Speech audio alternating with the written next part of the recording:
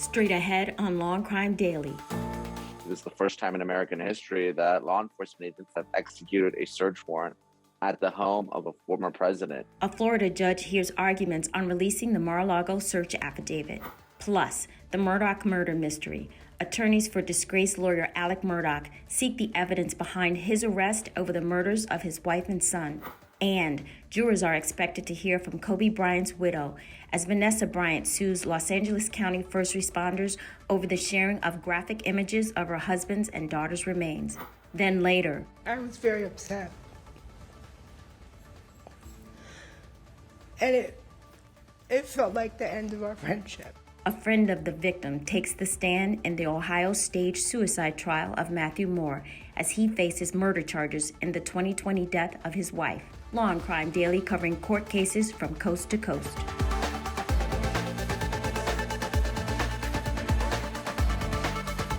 Welcome everyone to Law&Crime Daily. I'm your host, Terry Austin. Parts of a document the FBI used to get a search warrant for former President Trump's Mar-a-Lago property could soon become public. Law&Crime's Anjanette Levy is here with what happened during Thursday's hearing, where media organizations asked for the document to be unsealed. Anjanette? Terry, anytime law enforcement asks for a search warrant, they have to fill out a document called an affidavit, and that explains the basis for the request for the warrant. Well, the Department of Justice wants this affidavit to remain sealed. They say unsealing it and revealing it to the public could reveal the roadmap of the investigation and possibly endanger witnesses. Now, you may recall 2 weeks ago, just about 2 weeks ago, 30 FBI agents searched Donald Trump's Mar-a-Lago property, which led to an outcry from Trump supporters who claimed it was an abuse of power. But critics of the former president supported the move, saying it's overdue.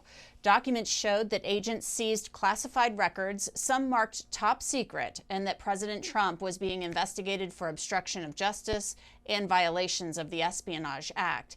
The National Archives requested the return of documents and actually reviewed some of them several months ago at Mar-a-Lago. I spoke with a former federal prosecutor about the request to unseal this affidavit.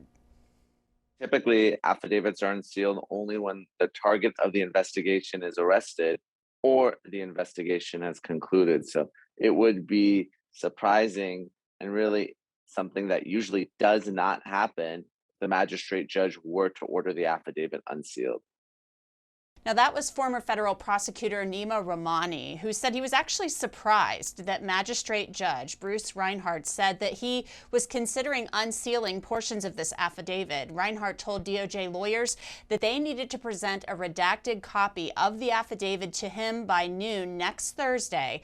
Meanwhile, a spokesperson for former President Trump released a statement after this hearing calling for the release of the full affidavit. Terry? Thanks for that report, Anjanette. We really appreciate it. Now, joining us today, we also have defense attorney and co-host Bernardo Villalona, along with legal litigator, legal analyst Richard Schoenstein. Now, Bernardo, I'm going to start with you.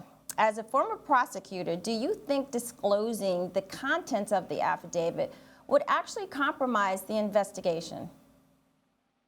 Absolutely, Terry. When we're talking about an affidavit being disclosed on a matter, an investigation that is open, I think it leads to bad precedent. Bad precedent in the sense that, look, it's going to impede on the investigation, the open investigation. Witnesses' lives are going to be at danger. The investigation itself, in terms of the trajectory of the investigation, is going to be altered. There are so many things to consider. Yes, the public has a qualified access to judicial proceedings and judicial records. But when we're talking about an open investigation where we know the magnitude of the cost of the people involved and people cooperating, it's a huge issue.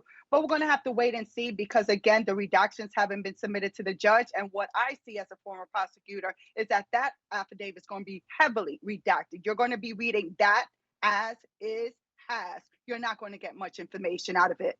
Well, you know, you're right. If they actually do redact it, maybe it would be okay to disclose. But listen, Richard, I'm thinking that if it's totally disclosed, it would be in the public's interest to actually see what the prosecution is claiming, don't you think, especially in a high-profile case like this? What are your thoughts? I don't know, Terry. I know the public is interested, but that doesn't mean disclosure is in the public interest. There's a process here, and we usually don't impede in the middle of the process and start disclosing things. There hasn't been any case filed. There are no allegations. There's no indictment. The FBI is at work, and I think we should let them do their work. And the other point I would make is I don't know how much it would help the public to see this affidavit, especially in a redacted form. We know what's going to happen. One side is going to read it, declare that Trump should immediately go to prison, and the other side is going to read it and say that it proves his innocence completely. It's not going to change anything to release it. Well, that's I true. think the public is better helped by letting the process play out. Yeah, actually, that's probably right. And Jeanette, was there some other news about Trump's longtime employees quickly? Yeah, definitely, Terry. Alan Weisselberg used to be the chief financial officer for the Trump organization. He pleaded guilty on Thursday to 15 felonies that relate to a purported tax fraud scheme. He's agreed to testify against the Trump organization at trial. He's also agreed to pay $1.7 million in back taxes in exchange for serving 5 months in jail on Rikers Island. If he doesn't follow through on that plea agreement, he could go to prison. Thanks, Aunt Jeanette. I appreciate that additional information. Let's switch now to Connecticut. Jury selection resumes in the second civil trial against conspiracy theorist Alex Jones, brought about by several of the families of the victims of the 2012 Sandy Hook massacre. In December of that year, a gunman killed 20 first graders and 6 employees at Sandy Hook Elementary School. Jones was sued in both Texas and Connecticut over comments he made to his InfoWars audience after the shooting. He said the shooting was a hoax and that parents were staged government actors in an elaborate ruse to push gun control. Judges in both states ruled Jones liable for defamation damages when he failed to respond to discovery demands and he totally ignored several court orders. The second trial in Connecticut involves 8 families and an FBI agent who responded to the incident. On Monday, a federal bankruptcy judge ruled the trial could continue after Jones filed for bankruptcy protection for the parent company of InfoWars. The trial is set to begin September 6th. Still ahead on Law&Crime Daily, a forensic expert testifies about first responders' devices and the graphic images at the center of Vanessa Bryant's lawsuit against Los Angeles County. But first, disgraced South Carolina attorney Alex Murdaugh demands the evidence behind murder charges that came more than a year after his wife and son were killed.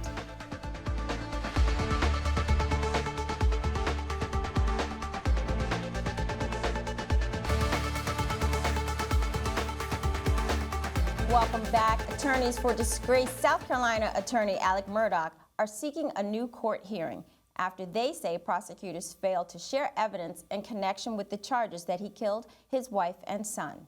Last month, Murdaugh was indicted on murder charges in the 2021 shooting deaths of his wife Maggie and their son Paul. Shortly thereafter, his attorney requested the prosecution's evidence. Court rules required them to turn over the evidence within 30 days, but that deadline was on Monday. Murdaugh's attorney is now asking the court to order the state to comply. The defense argues that because it took 13 months to finish the investigation, prosecutors should already have significant amounts of evidence ready to send. Prosecutors say they want to protect autopsy information and crime scene photos from becoming public before trial, although someone in the Attorney General's office has reportedly already leaked information. Richard, let me turn to you now. Prosecutors have been gathering information for all of these months. What type of evidence do you think they have showing that, Murdaugh actually killed his wife and son? Well, they got to prove the trinity of criminal prosecution: means, motive, and opportunity. So they have to connect him to the guns, which is probably forensic evidence. They have to show why he would have wanted to kill his wife and son, which I believe will tie into all the mess he was in. And they have to show opportunity. I think there may be GPS evidence about his whereabouts at the time that will be relevant here. So we're going to see a lot of different kinds of things. That's right. That GPS evidence is really important in these types of cases. Now, Bernard, technically defendants have a right to see the evidence against them, but does the prosecution have to disclose everything? Absolutely, Terry. When we're talking about a defendant who is on trial for their life, there's an ongoing duty by the prosecutor to turn over discovery before the start of any trial. This cannot be a trial by ambush. And just to mention that if a prosecutor fails to disclose evidence that can exculpate the defendant, that defendant can actually get a new trial. Their conviction can be reversed. So the prosecutor has to engage in their ongoing duty of turning over discovery. If there's an issue about a witness, about the safety of a witness, they can always file for a protective order or make it for the eyes only of the defense attorney and the client so it wouldn't be disclosed. Right, and not only that, they have to do it in a timely fashion. Thanks, Bernarda.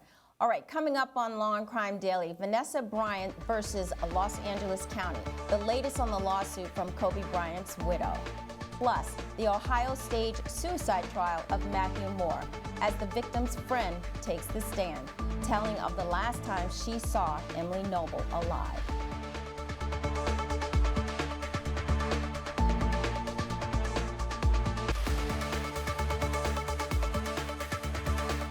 Welcome back. Vanessa Bryant is set to take the stand in her civil trial against Los Angeles County over the sharing of graphic images of the helicopter crash that killed her husband, Kobe Bryant, their daughter, Gianna, and 7 others back in 2020.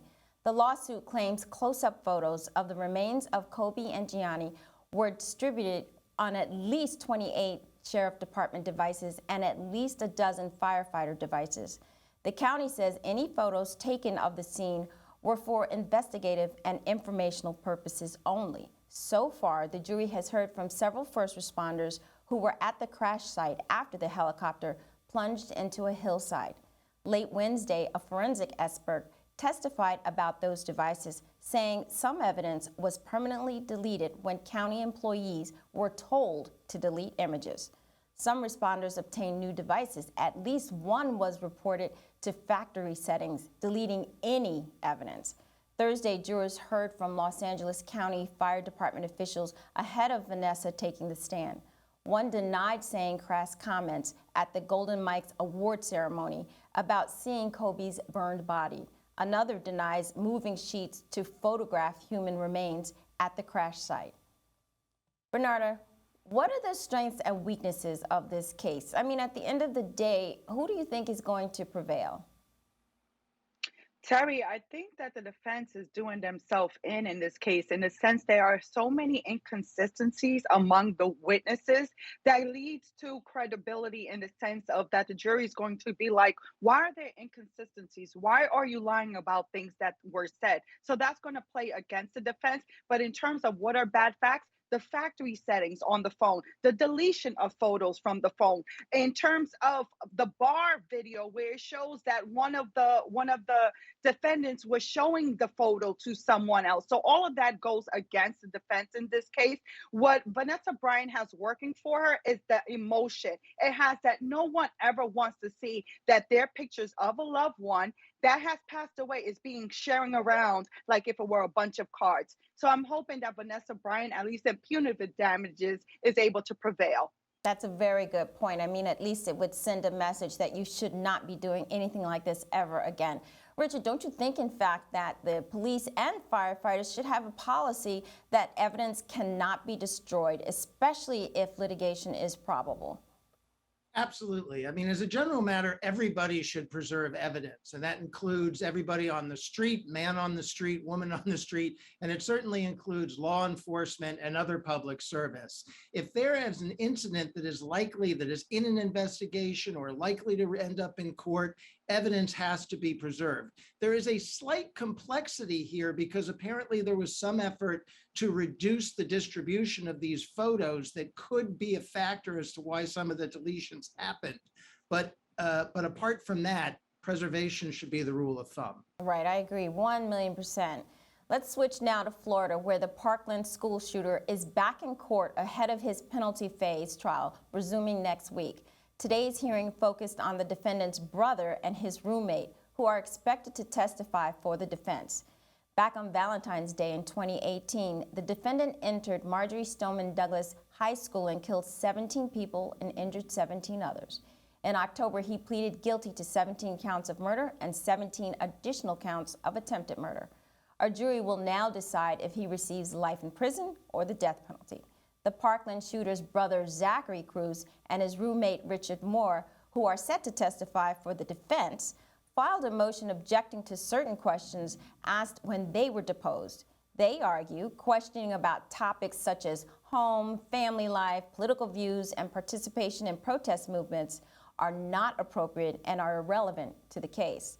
The judge got a little heated when Cruz and Moore's attorneys presented her argument.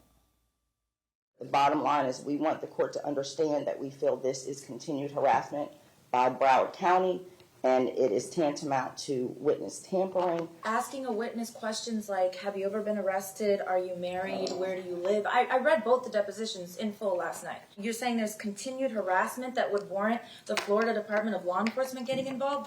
That's a big accusation, which if you feel that's the case, then you, ma'am, by all means, should be contacting the police yourself to report this incident. Your Honor, rather than wait and put it on me in court. That's not my job to come to court and ask me to, I guess, impanel a grand jury and open up an FDLE investigation into what I believe are entirely appropriate questions that were asked at deposition. That seems a bit far-fetched. The judge ordered both Cruz and Moore to appear for another deposition and answer the state's questions, which she deemed were appropriate. When we come back, a friend of the victim takes a stand in the Ohio murder case of Matthew Moore as he stands trial for the staged suicide death of his wife, Emily Noble.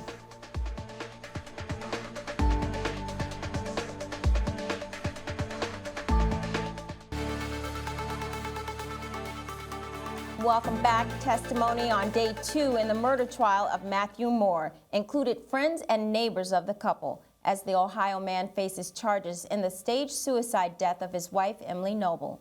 Noble was reported missing May 25, 2020, after celebrating her 52nd birthday with Moore. Hundreds of volunteers conducted search parties, but Moore reportedly never joined in. Later that year in September, Noble's decomposing body was found in a wooded area not far from the couple's home. She was kneeling beneath a tree with a USB cord wrapped around her neck.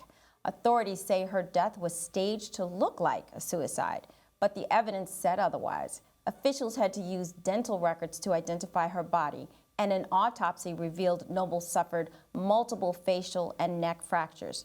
7 months later, Moore was arrested and charged with murder and felonious assault. Suzanne Kavanaugh, a friend of Noble, testified Thursday morning. She told jurors about the last time she saw Noble, more than a year before her friend disappeared. Do you recall when the last time you saw Emily was? I believe it was late winter, early spring of 2019.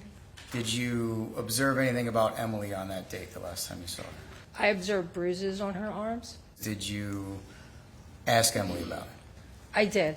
Could you describe for the jury her emotional state based on what you asked her about the bruises? Very defensive. Our conversation became very heated. The conversation ended with Emily leaving. Okay. Very upset. I was very upset. And it felt like the end of our friendship. I think the testimony from Emily's friend could go either way. I mean, perhaps Emily was being defensive about her bruises because they were actually not inflicted by the defendant. What do you think? Terry, I'm with you on this. I found this testimony very difficult to interpret, and that's partly because of the nature of it. She wasn't permitted to testify about the actual conversation, so she was asked about the victim's emotional state and demeanor. She said she was defensive, which is not that conclusive a term. I don't know exactly what that means. So I'm left with some testimony about bruises. I don't know how big they were. I don't know how bad they were, and defensiveness that I can't fully gauge. It doesn't really paint a solid picture for me, and I think either side is open to interpret it. I could not agree more. In fact, if I had been the prosecution, I don't think I would have put her on the stand because I think she helped the defense there. Now, Bernarda, there have been multiple deaths and suicide in this family. In fact, I can't believe how many people have actually died. Do you think it is possible that Emily actually committed suicide? There were multiple suicides in the family. So, Terry, anything is possible. The problem that you're dealing with here is that you have the issue of mental health. And mental health, not everyone understands mental health because it's a concept that's not discussed. So I'm hoping that the jury, doing jury selection, they will ask whether anyone has struggled with mental health or know someone who has struggled with mental health. Because unfortunately, for a person that has experienced so much death, it can go either way. Either you're too sad and so broken that you no longer want to live, or you're using that to live for that person that has passed because you want to make up for the life that has been lost. So this is a hard subject for everyone, and I hope that the prosecutor is able to get through and show that jury that suicide didn't happen in this case because the injuries to the face don't correspond to suicide. I couldn't agree more. Now listen, thank you for joining us here on Law and Crime Daily. We'll see you next time as we discuss justice in America.